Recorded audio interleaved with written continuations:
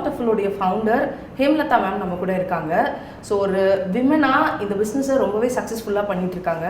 அவங்கக்கிட்ட அவங்களுடைய இன்ஸ்பைரிங்கான ஸ்டோரிஸை பற்றி கேட்க போகிறோம். அண்ட் இந்த பேக்கிங் அகாடமியை அவங்க எப்படிலாம் நடத்திட்டு இருக்காங்க, இங்கே என்ன மாதிரியான கோர்சஸ் எல்லாம் சொல்லி கொடுத்துட்ருக்காங்க அப்படிங்கிறத அவங்கக்கிட்ட கேட்டு தெரிஞ்சுக்கலாம். வணக்கம் மேம். வணக்கம். ஹாய். ஸோ ஃபஸ்ட் சொல்லுங்கள் மேம், இந்த பேக்கிங் அகாடமியை ஸ்டார்ட் பண்ணுறதுக்கு உங்களுக்கு ஃபஸ்ட்டு எந்த விஷயம் இன்ஸ்பைரிங்காக இருந்துச்சு? எதனால இந்த பிஸ்னஸை நீங்கள் சூஸ் பண்ணீங்க, அதை பற்றி சொல்லுங்கள். ஸோ எனக்கு வந்து மற்றவங்களுக்கு செஞ்சு கொடுக்குறது ரொம்ப பிடிக்கும். என்னோடய ஹஸ்பண்ட் வந்து நல்லாவே டெசர்ட்ஸ் வந்து சாப்பிடுவாங்க. அவங்களுக்கு ஸ்வீட்ஸு டெசர்ட்ஸ் இது எல்லாமே ரொம்ப பிடிக்கும். ஸோ அவங்கள இம்ப்ரெஸ் பண்ணுறதுக்காக ஸ்டார்ட் பண்ணது தான் இது. ஸோ கொரோனா டைம் வந்து நிறையா பேரோட லைஃப் வந்து சேஞ்ச் பண்ணியிருக்கு. ஸோ எனக்கும் அதே மாதிரி தான் கொரோனா டைமில் வந்துட்டு இவங்களுக்கு செஞ்சு கொடுக்க ஆரம்பிச்சு, ஸோ அக்கம் பக்கம் இருக்கவங்களுக்கும் செஞ்சு கொடுக்க ஆரம்பித்தேன். ஸோ அதே வந்து பார்த்திங்கன்னா நிறையா பேர் அமௌண்ட் கொடுத்து வாங்க ஆரம்பித்தாங்க. ஸோ அதுக்கப்புறமா வந்துட்டு எங்களுக்கு அது ஒரு பிஸ்னஸாக வந்து ஸ்டார்ட் ஆச்சு. ஸோ இப்படி தான் வந்து என்னோடய பிஸ்னஸ் வந்து சின்னதாக வீட்டில் இருந்து வந்துட்டு கொஞ்சம் கொஞ்சமாக அது ஒரு பிஸ்னஸாக வந்து சேஞ்ச் ஆச்சு. இந்த ப்ரொஃபஷனை சூஸ் பண்ணுறதுக்காக உங்களுக்கு என்ன, இந்த ப்ரொஃபஷனை நீங்கள் ஏன் சூஸ் பண்ணீங்க?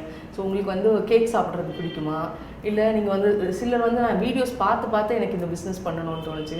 ஸோ உங்களுக்கு முதல்ல இந்த பிஸ்னஸ்குள்ளே வரணும் அப்படின்னு எந்த டைமில் ஸ்பார்க் ஆச்சு, அதை பற்றி சொல்லுங்கள். ஸோ ஃபஸ்ட் சொன்ன மாதிரி தான் நான் அவங்களுக்காக மட்டும் செஞ்சு கொடுத்துட்டு இருந்தேன். ஸோ மற்றவங்களும் அந்த ப்ரௌனி சாப்பிட நான் ஃபஸ்ட்டு ஸ்டார்ட் பண்ணது அந்த ப்ரௌனிலேருந்து தான். ஸோ மற்றவங்களும் சாப்பிட்டதுக்கப்புறமா அது ஒரு பைசாவாக கன்வெர்ட் ஆச்சு. ஸோ லாஸ்ட்டாக வந்து நம்ம எதில் நிற்போம், எப்போவுமே பைசாவில் நிற்போம் இல்லையா. ஸோ பேக்கிங் பொறுத்த மட்டும் எவ்வளோ தடவை செஞ்சாலுமே சரி அது ஒரு தெரப்பி மாதிரி. நீங்கள் செய்ய அடிக்ட் ஆகிடுவீங்க அதுக்கு. ஸோ நம்ம அதே மாதிரி கேக்ஸ் பண்ணுறப்போ சரி, நீங்கள் எவ்வளோ கேக்ஸ் பண்ணாலுமே அன்றைக்கி அந்த டே வந்து உங்களுக்கு அந்த கேக் வந்து ஸ்பெஷல் தான். ஸோ டெய்லியும் புதுசாக பண்ணுற மாதிரியே தான் இருக்கும். ஸோ அது ஒரு தெரப்பி மாதிரி. எவ்வளோ ஸ்ட்ரெஸ் இருந்தாலுமே சரி, நமக்கு அது வந்து அப்படியே அந்த ஸ்ட்ரெஸ் லெவல் அப்படியே வந்து கம்மியாகிடும். ப்ளஸ் நமக்கு பைசாவும் வந்துட்டு அதுலேருந்து வருது இல்லையா. ஸோ அந்த மணி ஜென்ரேட் பண்ணுறப்போ எனக்கு அது ரொம்ப ஈஸியாக இருந்துச்சு. நான் வந்து பேசிக்கலி இன்ஜினியரிங் தான்.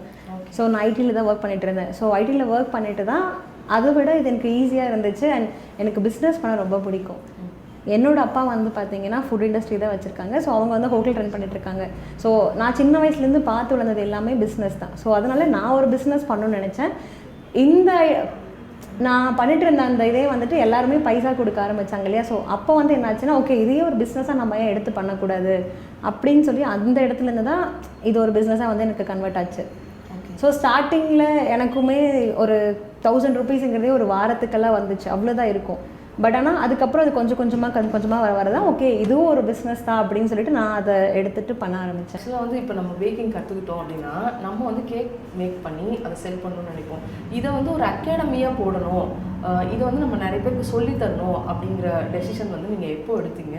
ஸோ இதில் வந்து உங்களோட டெசிஷன் நீங்கள் கரெக்டாக பார்க்குறீங்களா, இல்லை ஸ்டார்ட் பண்ணும்போது உங்களுக்கு ஒரு ஐடியா இருந்திருக்கும், நான் கேக் பேக் பண்ணி செல் பண்ண தான் போகிறேன், அகாடமியாக மாற்றணுன்ற ஐடியா, அது எப்படி வந்துச்சு? ஸோ அதை பற்றி சொல்லுங்கள். ஸோ எங்ககிட்ட வந்து ப்ரௌனி சாப்பிட்டவங்க அண்ட் கேக் சாப்பிட்டவங்க வந்து நீங்கள் சொல்லி கொடுப்பீங்களா அப்படின்னு கேட்க ஆரம்பித்தாங்க. ஸோ அவங்களுக்காக தான் வந்து ஒருத்தர் 2 பேருக்காக நாங்கள் கற்றுக் கொடுக்க ஆரம்பித்தோம்.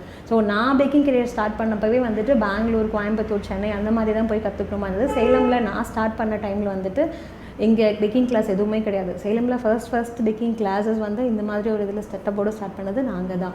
ஸோ எங்களோட கிளைண்ட்ஸ் கேட்டதுலேருந்து தான் வந்துட்டு அது ஒரு ஐடியாவாக வந்து எங்களுக்கு வர ஆரம்பிச்சது ஓகே அப்படின்னு சொல்லிட்டு. உங்களை ஃபஸ்ட்டு அப்ரோச் பண்ண ஒரு பர்சன் இருப்பாங்க.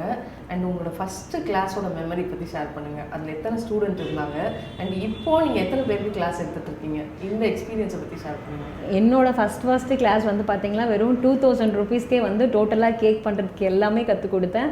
என்னை நம்பி வருவாங்களா, யாராவது கிளாஸ் வருவாங்களா அப்படின்னு எல்லோரும் கேட்டதுனால தான் கிளாஸ் போட்டதே.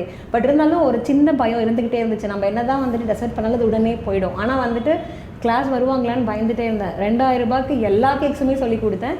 அது சேல் ஆகுமா அப்படின்னு பார்த்துட்டு இருந்தப்போ வெறும் ஒரு 1 ஹவரில் அந்த 5 சீட்ஸ் வந்து சோல்ட் அவுட் ஆகிடுச்சு. ஸோ அப்போ தான் ஓகே நம்ம ஒரு நல்ல இதில் தான் வந்துட்டு முடிவு எடுத்திருக்கோம் அப்படின்ற ஒரு இது வந்து எனக்கு அன்றைக்கி தான் ஸ்டார்ட் ஆச்சு. ஸோ அப்போ இருந்தே வந்துட்டு பேக்கிங் பண்ணுறதோட எனக்கு அகாடமிஸும் வந்துட்டு நல்லா போயிட்டுருக்கு. ஸோ மோர் தென் 2000+ ஸ்டூடெண்ட்ஸ் வந்துட்டு போத் ஆன்லைன் அண்ட் ஆஃப்லைன் வந்து நாங்கள் ட்ரெயின் பண்ணியிருக்கோம் இது வரைக்கும் இந்த 4 இயர்ஸில். நிறைய பேருக்கு ட்ரெயின் பண்ணியிருக்கீங்க. உங்களோட ஸ்டூடெண்ட்ஸோடைய சக்ஸஸ் ஸ்டோரிஸ் அப்படி இருக்கும். ஸோ நானே உங்களை பார்த்து ஆச்சரியப்பட்டிருக்கேன்டா, அப்படியான மூமெண்ட்ஸ் நிறைய இருக்கும். ஸோ நீங்கள் சொல்லிக் கொடுத்து உங்கள் ஸ்டூடெண்ட்ஸ் வளர்ந்த விஷயங்கள் இதை பற்றியும் ஷேர் பண்ணுங்கள்.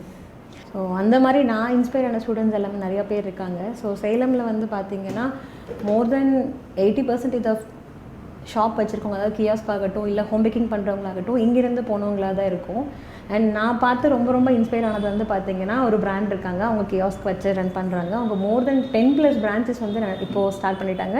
இப்போ அரௌண்ட் இன்னும் ஒரு 4 பிரான்ச்சஸ் வந்து அவங்களுக்கு வெயிட்டிங்கில் இருக்குது. ஸோ நாமக்கல், பெங்களூர் வரைக்கும் வந்து பண்ணிட்டுருக்காங்க. ஸோ என்கிட்டேருந்து கற்றுக்கிட்டு போனவங்க இவ்வளோ சூப்பராக பண்ணுறாங்களேங்கிறதப்போ எனக்கு பார்க்க நானே அதை பண்ணுற மாதிரி ஒரு ஃபீல், அவ்வளோ ஒரு ஹாப்பினஸ் எனக்கு கொடுக்குது அது.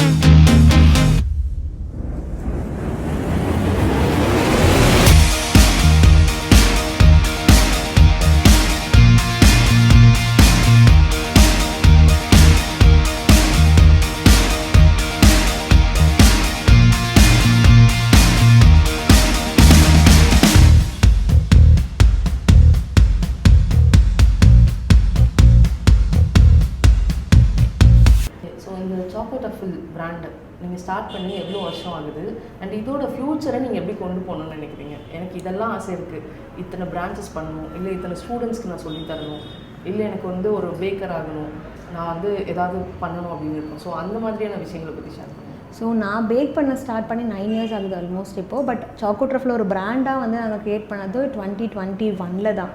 ஸோ அதுலேருந்து தான் அந்த 5 years தான் நாங்கள் இது ஒரு பிராண்டாக வந்து ரன் பண்ணிகிட்ருக்கோம். ஸோ எங்களுடைய நெக்ஸ்ட்டு மூவ் எப்படி இருக்கும் அப்படின்னா, ஸோ இப்போ வந்து ஒரு சின்ன பில்டிங்கில் என்னோடய அகாடமி இருக்கு இல்லையா, ஸோ ஒரு ஹோல் பில்டிங்லேயும் வந்துட்டு ஃப்ளோர் பை ஃப்ளோராக வந்துட்டு நிறைய கிளாஸஸ் நடக்கணும். ஸோ நிறையா வந்துட்டு எங்களுக்கு கெஃபே ஸ்டார்ட் பண்ணணும்னு ஆசை அண்ட் ரெஸ்டாரண்ட்டும் ஸ்டார்ட் பண்ணணும்னு ஆசை. ஸோ நான் ஸ்டார்டிங்லேயே சொன்ன மாதிரி தான் எங்கள் அப்பா வந்து ஃபுட் பிஸ்னஸ்.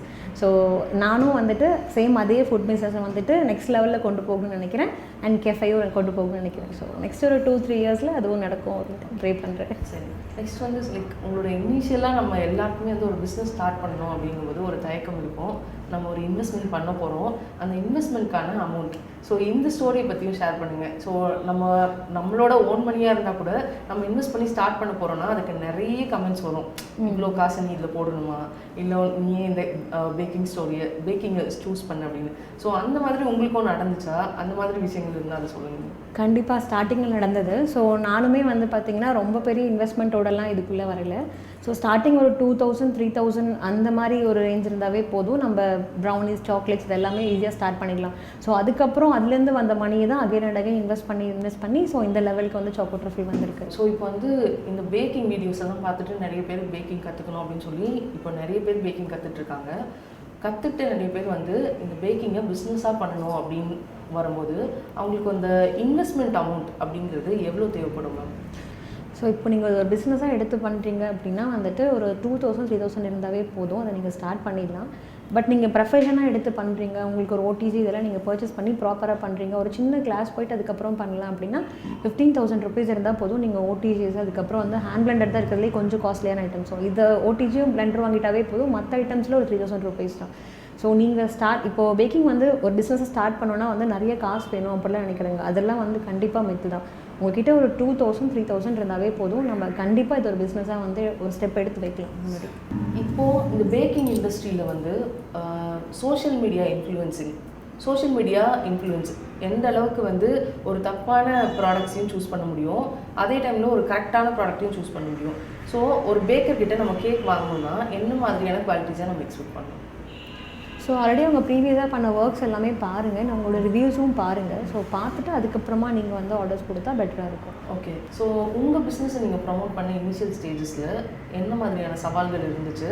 உங்களோட டேஸ்ட் பிடிச்சி மட்டும் வந்தாங்களா, இல்லை இதுக்காக நீங்கள் இனிஷியல் ப்ரொமோஷன்ஸ் ஏதாவது பண்ண வேண்டியிருந்துச்சா? ஸோ நான் என்னோடய கெரியர் ஸ்டார்ட் பண்ணப்போ வந்து பார்த்திங்கன்னா சேலமில் பேக்கரே கிடையாது. ஸோ ரொம்ப கஷ்டமாக தான் இருந்துச்சு. இப்போவாது வந்து கொஞ்சம் அவேர்னஸ் இருக்குது, ஹோம் பேக்கர்ஸ் நிறையா பேர் இருக்காங்க. பட் நான் ஸ்டார்ட் பண்ண புதுசுலலாம் வீட்டில் பண்ணுறீங்களா, நல்லா இருக்குமா, ஹைஜீனாக இருக்குமா, அந்த மாதிரியான கொஷின்ஸ் எல்லாமே வர ஆரம்பிச்சிது. ஸோ ஃபஸ்ட்டு கொடுக்க கஸ்டமருக்கு அந்த டேஸ்ட் பிடிக்க ஆரம்பிச்சிது. அப்புறம் உடம்பு சரியில்லாமல் போகும் அப்படின்னு பயந்துட்டு இருந்தவங்க எல்லாருமே அகைன் அண்ட் அகைன் எங்கள் அப்பாவுக்கு பிடிக்கும், எங்கள் அம்மாவுக்கு பிடிக்குது. அந்த சுகர் லெவல் எல்லாமே நம்ம அப் அண்ட் டவுன் பண்ணி கொடுக்குறப்போ, மில்லட்ஸில் செஞ்சு கொடுக்குறப்போ, ஸோ அவங்களுக்கு ஏற்ற மாதிரி என்ன ஸ்வீட்னஸில் நம்ம சேஞ்ச் பண்ணி கொடுக்குறப்போ கஸ்டமர்ஸ்க்கு பிடிக்க ஆரம்பிச்சு. ஸோ அகைன் அண்ட் அகைன் வாங்கின கஸ்டமர்ஸே வந்து ரிப்பீட் பண்ண ஆரம்பித்தாங்க. அதுக்கப்புறம் தான் அந்த வேர்ட் ஆஃப் மவுத்தில் வந்துட்டு நிறைய ஆர்டர்ஸுமே வர ஆரம்பிச்சிது. ஸ்டார்டிங் ரொம்ப கஷ்டமாக தான் இருந்தது. வாரத்துக்கு 1 கேக் வரும், மாதத்துக்கு 2 கேக் வரும்.